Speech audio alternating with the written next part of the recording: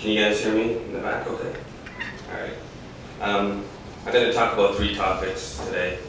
I'm going to talk a little bit about my company so you got some perspective about the angle I'm coming from. I'm going to talk about our experience in terms of these tax credit programs, and we've had a variety of experiences that I hope that if we share you guys can benefit from. And then I'm going to talk a little bit about our experience with KPMG, because we unfortunately work with these stiffs that are hosting this event. Thanks, Rich. How many times have I called you guys stiffs now publicly? It's funny. No, but we've done some other public events together, and that's been an ongoing jab at the KPMG guys. So just to begin with, my background is in investment banking. I spent 10 years starting with Credit Suisse First Boston in San Francisco, and then ending my career at GMP Securities. During that time, my area of specialty was wireless technology research. My title in 2001 at CSMB in San Francisco was Vice President, Mobile Internet Devices and Applications. So I think I was actually one of the most specialized analysts in the world, and we were very active in the bubble days about some of the companies that were getting financed. Like, we were the lead underwriter in Handspring IPO. We were co-lead on the first $1 billion financing. We led 724 Solutions IPO, which is a mobile banking company that was 12 years ahead of its time, but actually goes down in capital markets history as the most successful IPO in Canadian capital markets history. It's also sort of our poster child of the dot-com bust, unfortunately. Not all of them worked out spectacularly in the end. But through that experience, I sort of had a background with a specific focus in mobile. And in January 2008, I transitioned out of sort of Bay Street. I was working at GMP Securities at the time. And I went back to my entrepreneurial roots. And I have a lot of the cliche entrepreneurial type of experiences in my background. The first company I got involved in, and the reason I'm going through this background for you guys is so that you see that I bring some perspective beyond just XMG, which is the mobile game studio I spend all my time with. But in January 2008, there's 2 companies that I got involved in that I think are worth noting. One is a company called Extreme Venture Partners, which has since put out about 25 investments in various companies. We've had a few exits, and we've been lucky. We bumped up a company we took out of UOT. We sold to Google, or Google bought it, I should say, more appropriately. They provide the user interface for the Android tablets you see with Google today, amongst other things. Recent acquisition, Ripple was recently acquired by Salesforce.com.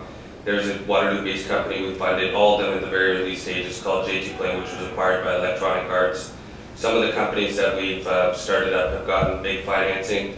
A company called Fixmo, which was started within Extreme Labs, just announced a $25 million raise with Planet Perkins.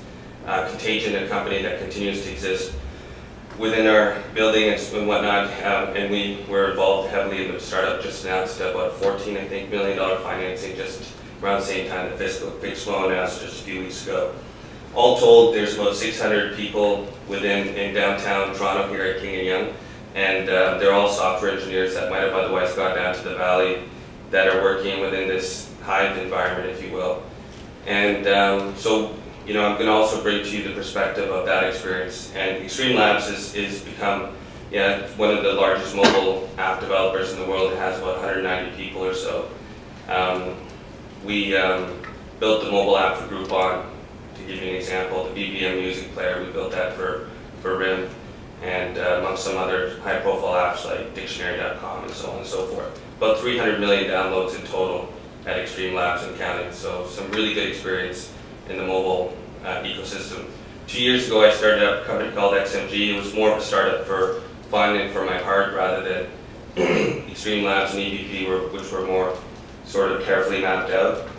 XMG kind of hit the ground running early, and the first game ended up winning an award, a big award, the Academy Awards for apps, and it just kind of helped us catapult into some really big deals. And so basically, in 2 years, XMG is now the largest mobile game studio in Canada. We have 60 people here in Toronto working on mobile games.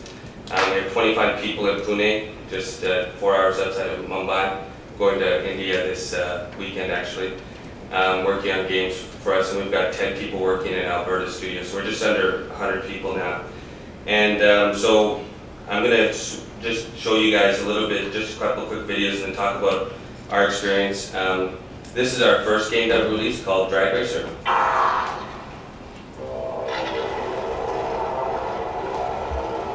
It actually beat out Electronic Arts' Need for Speed for Best Racing Game of the Year. It's actually a pretty simple game. It's all about customization and, you know, pimping out your ride type of thing. Appeals to that dynamic of the user.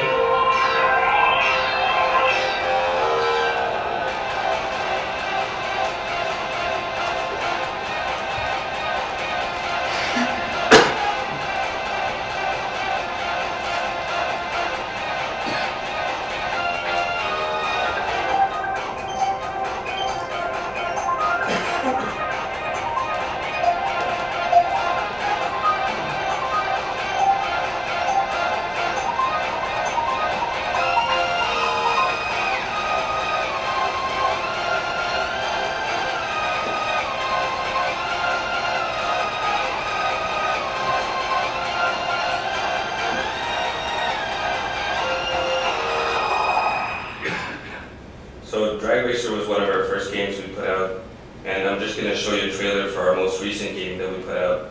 This game is, sorry, I'm just going to pause it just, so I can set it up. Sorry, I think I got two going on at the same time. More technical difficulties, my apologies. So the reason why this game is our most recent release, we've had 3 games hit #1 worldwide in the App Store, so we've been fortunate in terms of getting, we're now in the tens of millions of downloads, and in 2011 we kind of hit that status of being one of the largest, I think the largest mobile game studio in Canada.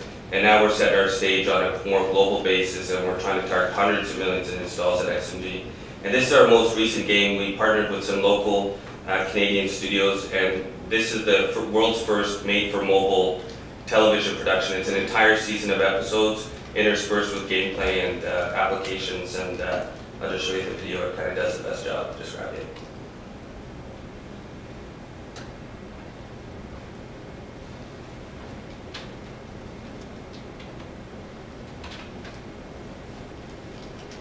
I don't know what the problem is now. You guys are watching this, right? You're seeing the play button, so you guys are my, let's see, I'll just try it out right now.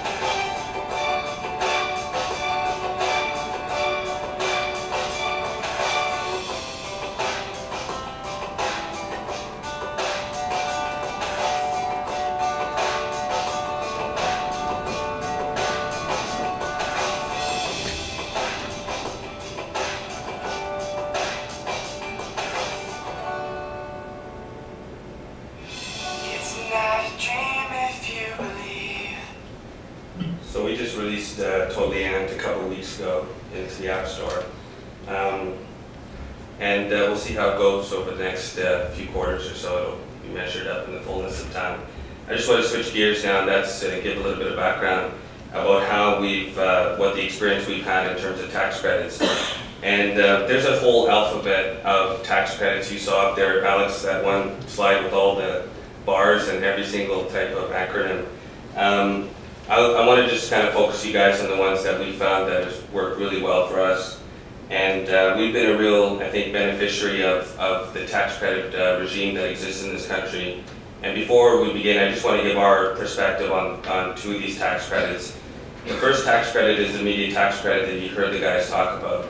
And what's interesting is that if you look at jurisdictions all across the world, these tax credits exist with the exception of India, ironically. Bollywood industry is strong enough it doesn't require such tax credits. There's currently a treaty under negotiation between India and Canada about actually looking at some ways to have Bollywood work with Canada, similar to what we've seen Hollywood work with India. And if you check into my background, you'll see that I was recently on a trade mission to Bollywood on behalf of the Ontario government. And where these discussions are actually happening, where Bollywood's going to actually consider outsourcing to Toronto. Is that a cool concept or what? So, tax treaty aside, the immediate tax credit's purpose is to help, retain our culture. If it wasn't for these programs in countries all over the world, there's an overwhelming U.S. media, exposure, if you will. And so this helps protect our culture, whether it be game development or even some of the more traditional things like movies. The second thing about the SHRED program, which I think is really cool, just to give you my perspective on the SHRED program, if you don't take risk, you get rejected. So what the government is actually doing is incentivizing us to take risk. And why that's important is that you have to take risk in order to innovate. Sometimes success is driven by things like serendipity and luck and whatnot, but that fundamental thesis of driving innovation in this country, I think, is excellent. The SHRED program is awesome. And you have to go through a process. You have to hire a qualified professor. You have to get the program evaluated. So it basically sets a litmus test of people who are going to make the effort and those that don't. But those that make the effort, I think this is an exceptionally great program, something that we should be lucky to be operating here to have as our benefit. There's other programs that are VC-like that they'll match you dollar for dollar. I just want you to be aware of that. Some of the other programs that have been really, really good is grant-based programs. So if you look at the Bell Fund, or the Ontario Media Development Corporation itself, they fund projects where it's an outright grant and you pay them back based on the proceeds of the application or whatever it might be.